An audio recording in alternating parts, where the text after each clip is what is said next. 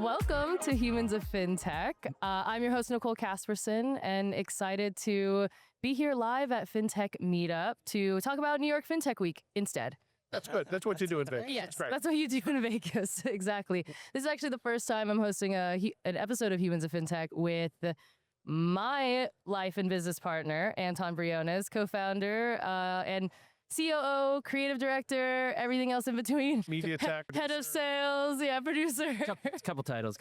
I know. Yes, and we also have our friends from Rev Tech Labs, Dan and Sarah Roselli. Yeah. Welcome so much to the show, guys. It's great to be here. Yeah, thanks for doing this, Sarah. It'll be fun. Yes, well. Excited. So many humans of fintech. There's a couple humans here. Yes. All right, well, let's get into it. I want to first maybe introduce yourselves and give us, maybe tie in how New York Fintech Week ties in maybe to Rev Tech Labs growth, your origin story. Yeah. This is a trick question. Yeah. You got it. Do you want me to go first? Sure. I'll go first. It really happened because we were in Charlotte. We started with a building. So we actually bought a downtown empty office building in 2010 to turn into our tech and entrepreneurship center. Oh, wow. Called Packard Place. $2.5 billion in venture capital raised, 1,200 jobs created. It's been a huge game changer for the Charlotte tech community. That led us to Rev Tech Labs, the accelerator, fintech and insurtech, and then the venture capital fund. And we recruit all over the world. But I still, even at Fintech Meetup, I had so many people say, oh, so you're working with Charlotte-based fintechs. I'm like, no. We recruit. In 2024, we had 1,000 applicants from 35 countries and 38 states, right? So going to New York Fintech Week and broadening our presence made a lot of sense for us because we just need more brand recognition being based in Charlotte. Okay. And the nice thing is we get our founders to come with us and they get an opportunity to pitch in front of a different group of people while we're there. We have an investor reverse pitch, which is really fun so that they get to meet VCs. So they're fundraising, they could be right front and center of those folks. And New York is amazing. So it's a lot of fun. Yeah, a lot of people still don't know that Charlotte is the second largest financial capital in the U.S. behind New York. So the connection between New York and Charlotte is just a really strong one. All right. Get out, San Francisco. There we go. Too bad. Who? Anyway, we love San Francisco. We do. We love San You're going to Francisco. get failed comments. I can see it now. Oh, no. But we are talking about New York Fintech Week. Now, that's nice. When was your first New York Fintech Week?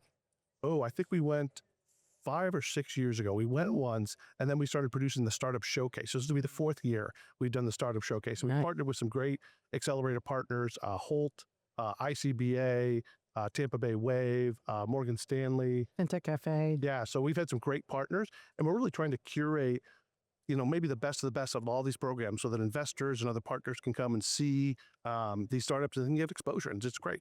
I love that. When was our first Fintech Week? New York. We have done 3 now. Remind me.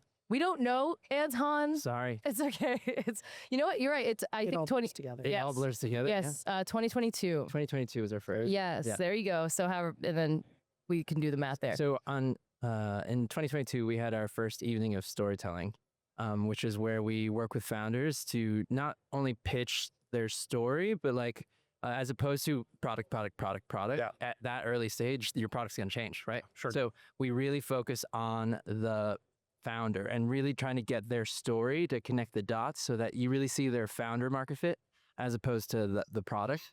And we've had some amazing women on the stage. Yeah. It's funny that you mentioned that because our VP of operations actually was at that very first storytelling event. Oh, wow. Yeah. Ashley was pumped about it. Okay. So. It's how we knew we had this really crucial community and kind of movement, right? I didn't expect the reaction to be so intense and excited and this feeling of belonging.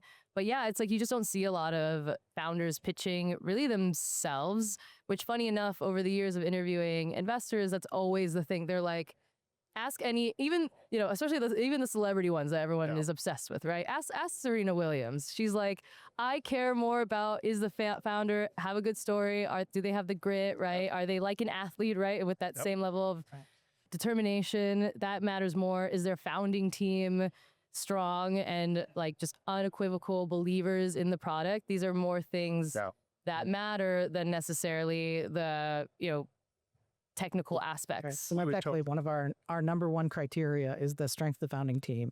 you just get a lot of instinct when you hear people and you hear their stories and you listen to their passion. I mean, it makes a huge difference when you're deciding on who to pick for yeah, well, and I was talking to one of our founders who actually spoke on one of our San Francisco stages, and I was going through her story, and she's like, how do you remember all the details of my life? This is like weird. And I was like, oh, we crafted a story. So like, I just know the beginning, middles, and ends. It actually makes it pretty easy. And she's like, oh, I guess this makes sense. Like, yeah, you make it like a movie. I would say my other favorite part from New York Fintech Week is with the evening of storytelling is we had a founder, early stage. Her name is Katrin Karov of Fritch. And actually, she just texted me the other day while we were here. And she's like, I still have people coming up to me about when I spoke on your stage a year ago. And it's like still giving me opportunities. It's like still opening doors, getting people to know me and connect with me. And then that makes them connect with my product.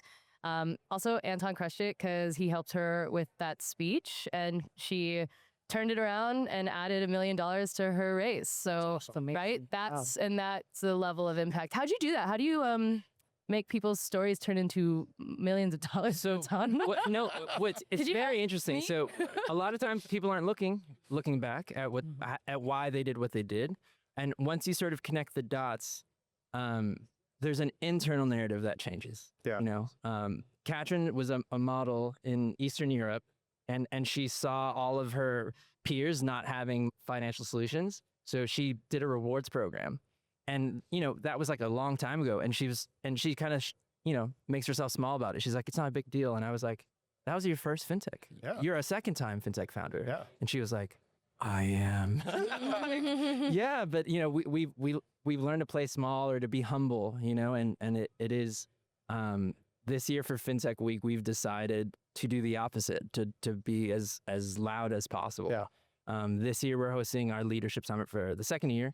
It's our second annual leadership summit, but we're hosting it at the Times Center in the New York Times building, which is amazing. It's a beautiful 400-seat theater. Mm-hmm. We have our first time we have a second stage featuring the Fintech Security Summit led by Francis Zelesny from Anonybit. Mm-hmm. So we're, it's an exciting time. Mildly terrifying. Yeah, we're just two founders taking the biggest risk. Yeah. But even what you talked about, the storytelling, and when you did the first one, you knew you had something. Mm-hmm. It's that stepping on an unmet need state where it just go, boom, I've got product market fit. Same thing happened for us with the building and the accelerator. So in essence, we're startup founders ourselves, right? All four of us. And when you do that and you see the community react, it's such a great feeling, and you know you have something. Mm-hmm. Wow. Kind of funny because I remember the very first time we had a huge community event when we first got into the building, and we had a couple hundred people in this very raw, rustic place. The building was empty. It looked like a rave in Charlotte. Yeah, it was definitely a rave. And then, we had such an amazing response. And then it was right during the Democratic National Convention. So we actually ended up hosting, which was the media company? Politico. Oh yeah, Politico actually ended up wanting to use the space because it was so raw that it was perfect for them. So they completely transformed it, and it was really interesting to see sort of how that community event and putting it online just kind of brought the space to life. Mm-hmm. So. Yeah, and I think that New York has a very special communal element of it. One, because it is a hard place to live. Yeah. But to me, there's really it's really that intersection, right? You have traditional Wall Street there physically. You physically have a lot of the leading modern fintech companies that are, looking to IPO, and their ads and banners are all over the subway. And it's like you can feel it everywhere. Once again, sorry, San Francisco, but we're not talking about you right now. Having lived in New York over 15 years now, the fact that the city is so difficult and the rent is so high kind of makes everybody open. It kind of takes that wall that normally exists when people are trying to protect themselves and being like, this is very hard. Let's do it together. Which is a fun segue to talking about how, building together works for Rev Tech. And I'd love to learn more about, being a husband and wife team I know. We hope to be one Yeah, day. we're on our way to being a husband and wife. We're almost a husband and wife. as long as the wedding date doesn't I know. stop changing. If we ever get married. Yeah, it's funny. I kind of tricked Sarah into joining the first time because we needed an HR person in one of our businesses. And her best, Dear HR. she's a master's, right, in HR. And I said, all right, we have two options. We can pay someone outside $50,000 and it goes out of our household and they won't do nearly as good of a job. Or you could do it. You're far more qualified, do a better job, and we keep the $50,000. She's like, that makes sense. And so I kind of Easy. tricked her. Yeah, 15 years ago. And Easy trick. then we were off to the races. Yeah, our journey is a little bit different because we didn't found the company that we Now run, yeah. actually bought the company out from Our first another company. firm. Not now. Oh, As our very first company. Oh, okay. When we started our marketing agency back in the day. Yeah. Wow. We have very small children. Now they're in college. Wow.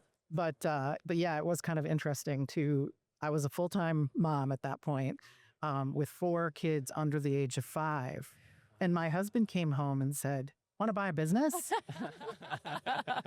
The other thing that's nice is we have very complementary skill sets, right? Mhm. And so just like any business partner or founding team, when the founders have complementary skill sets, it's really additive. And I think you guys probably have the same thing going on for you, but that's definitely worked. Yeah. For us. I mean, you have to. Otherwise, just like any relationship, it won't work. But really in this one where you can go from desk to dinner to lying down to go to sleep and your conversations are weird, different patterns and that are woven from, company and business things to kids for you or, did you pick up our godson today? Whatever, right? It's like that I find to be such a funny element of it. But I enjoy it because And it's a dance. Yeah, I mean, yeah. It really is a no one dance. can see me do this. I'm doing emotion like a dance. But because it does feel very much like that. Here's a recommendation for you because we intertwine all of our lives.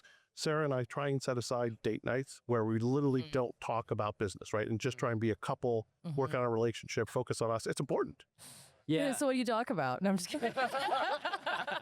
What else is there? Anton and I are Other so than bad. fintech. We're like, no talking about work. And then Do that thing. And then just like burst out. We're like, no, we're at dinner. So what I found is trying to just do the thing as opposed to worrying about when it happens. So whenever we have an event or whenever we travel, I try to throw those dates in because the both of us are here. We might as well. And it's like kind of going to the gym. Just so long as you go, it doesn't matter. Yeah. I need to wake up early and do this thing. And it's like we threw that out the window a long time ago. The amount of times we've tried to like reorganize our Google Calendar, like at this hour every day I will go to the gym, and at this hour every day we will not talk to each other, and at this hour, and it's like, nope, that's definitely no. The level of flexibility of just being like every day is different. So I just have one rule. He's not allowed to talk to me before 8 a.m. Oh, ooh, I like you that should one. do that. So I know I'm the one who will like wake Anton. He's like, and I'm like, You wake. I'm like, can I get that graphic? I need a post on LinkedIn. No, I need to have 2 cups of coffee before I text Yep. anyone That's every a day. solid rule. It's nice to be able to travel together as a couple. Right? We were at the Bank Automation That's Summit. nice. We're down here, and then we're going to New York for New York Fintech Week. It's just really nice to be able to do that with your spouse and business partner. Yes. All right. What's your favorite part then of building together over the last 2 years? Favorite part of building together. This is a trick question. This has all been trick questions. This podcast is a trick question. Honestly, I think it's I love seeing you on stage is one of my favorite things. You. But I also love seeing the audience respond to seeing you. So yesterday we were at an event and Nicole walked in and there weren't enough seats for us. So they had us sit in the front, which was like, oh no, why are we in the front all of a sudden? Because the speakers are walking around. And we sat down and one of our community members she just freaked out. She just went, and we're like in a very Gigi, it was a beautiful event. Yes. It was like a saloon. Saloon, fintech salon, fintech salon. Is that not how you say it? Yeah, no. Saloon. But it was pretty. It's fancy. Just seeing the audience react and really connecting. I always feel like an outsider. Like I'm a theater kid at heart, Yeah. and so coming to these fintech events, you feel like you don't belong, you don't know anybody. But over the years, you get to know them, and you get to connect to some really wonderful people. And, it becomes one big like fintech family reunion. Yeah. And I guess that's how Fintech Week feels in New York as well. Right? It's nice. It's nice to be able to every year. Yeah, Absolutely. it's nice to be able to like be somewhere and just and for people to just kind of continue to come up to you and say hi and all of that stuff. But yeah, one thing we haven't talked about, and the word hasn't come up yet, but authenticity. Because we're talking about the story and the community and the connection and why people resonate with you. And I think that's probably true for all four of us, because you come from a place of authentically wanting to bring community together and help founders. That's something you can't fake. And I think that comes through to people. I really do. Right. No, That's one of the reasons why I think we have such a good kind of inflow of founders, because I think they realize that we're real people and that we really do have a vested interest in helping them. And you were talking about kind of your favorite thing. My favorite thing is just watching how the founders grow as you see them over the years, and how those stories change and evolve, and they get so much better at telling their story and just making it more compelling. So you're like, yes, I want to buy that product. Yes. Anton's helped me a bit with that as well, and just like solidifying the way I talk about Fintech is Femme and tying it to my personal story. I've been kind of evening of storytelling, coaching, I guess, if you will. But it helps a lot, just having that level of communication, because that's really what, and I think that would be maybe one of my favorite parts is I know Anton's gonna be able to understand and know my story better than anyone else, right? And know almost better than me, right? And so it's nice to be able to he's so honest and share everything, and him reinforcing that you're actually just as safe to say this to me as you are on a stage, right? In fact, if you do that on a stage, more people are going to freak out when they see you again, because you connected with them in a way that they hadn't before. And so I feel like this is what New York Fintech Week is about, because we're all obsessed with New York Fintech Week. Yeah, but building together, because it's hard out there, you know. It's never been a greater time to be an entrepreneur. It's like now's the time, and we're excited to be on that journey. But by building together and by just, partnering and sharing and uplifting each other, everybody really does win. And so we're excited. I'm excited for you guys and your InsurTech.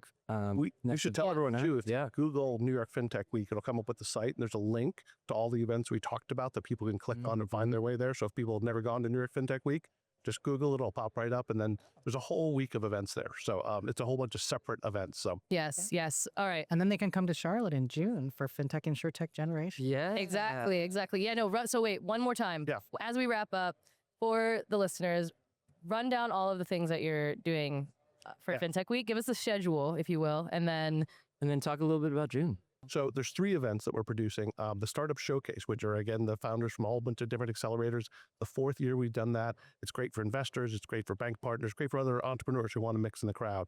We also do a investor reverse pitch. So we make VCs and corporate VCs get up on stage and do the pitching and have a whole bunch of founders in the room. They talk about their thesis, what they're looking for, the types of companies, the stage, which is great. And then there's the Bank Innovation Roundtable. So that's really for people who work at banks or financial institutions. And we're talking about current events and topics that they want to talk about in a small group form, kind of 8 top tables. And that's a wonderful event too. So if you're in that space, that'd be a great one to go to. Yeah. Amazing. And then in June, we'll be doing our Fintech InsurTech Generations Conference on June 11th and 12th. It's a 1.5 day long conference, lots of thought leadership, great keynote speakers. We also offer continuing education credits for folks that need those in their financial services roles. And on top of that, our founders are pitching. So our Class 22 founders will be there pitching, which is great. And this year, for the first time in 10 years, we actually have a founder expo as well as part of it. So we're inviting founders who have a demo-ready product in FinTech or InsurTech to apply on our site so that they can be one of, we don't know how many yet because we haven't figured out the floor plan yet. So it's one of the important things that Sarah and I have always done. We do an event in November, Venture 135. That's a venture conference. We've never charged founders to apply. We've never charged them to get up on stage. So many events are built on making their money that way. Same with FinTech Generation. It's that Startup Expo. We don't charge people to do that at New York Fintech Week and the Startup Showcase. We don't charge founders to do that. Amazing. I just wish more people did that because it's a little predatory, I think, to charge founders to get up on stage. And it's super hard for founders already. I mean, they're really working hard. I mean, as we all are as founders too. So it's much more accessible for them. No, yeah, I love that. Well, it's also like, because, well, with us, but for us, we at least focus on like the coaching and the storytelling. If I can do that, because there's no way I would just throw a founder on stage without something like that, right? Without providing that level of, without providing that level of value. No, I love that. And okay, well, so why you guys are like, why have one event when you can have 3 or 10? Well, you're going to have a very busy week. For us, we are hosting our, like we said earlier, right? The Fintech is Femme Leadership Summit, the natural evolution of what we've done since our first Fintech Week all those years ago, where we had, I remember Sally Krawcheck spoke at our event, and we've also had just a number of, just a long list of amazing women. Danny Fava. Yeah, Danny Fava, Lule de Messe, it goes on and on. And this year we're just decided to go even bigger because why not? Why not as a founder, do the thing, which is to say fortune favors the bold. And, John Zanoff, our friends at Empire Startups has been so amazing at being, John's been great. Yeah, like advocating and mentoring for us to take on such a larger summit. So the Time Center, New York City, everyone, the Fintech is Femme Leadership Summit, April 23rd. We'll do a full day of content, firesides, panels. Full week. You name it. There'll be a full week, but our summit's just a day. Yeah. It's only April 23rd. We're super excited to be able to participate. Yeah. It's going to be great. Yeah. Great event. Right. Any favorite moments from New York Fintech Week over the years? I remember meeting Mike Butler, who's the CEO of Grasshopper Bank. He was just cool. dude at our event, and I started talking about what you do, and like, oh, I run a bank. I'm like, oh, that's kind of cool. You just never know who you're going to run into at these things. And that's why it's valuable to get out there. So if people are listening, you've got to get out of the house. You've got to go to the in-person events. It's where this stuff happens. How about you, sir? I think for me, I've met so many amazing female founders in New York. And there tend to be more there. I mean, I think there's only like 10% here. So it doesn't feel like there's a lot of women here, even though I think there are. And their stories are just super compelling.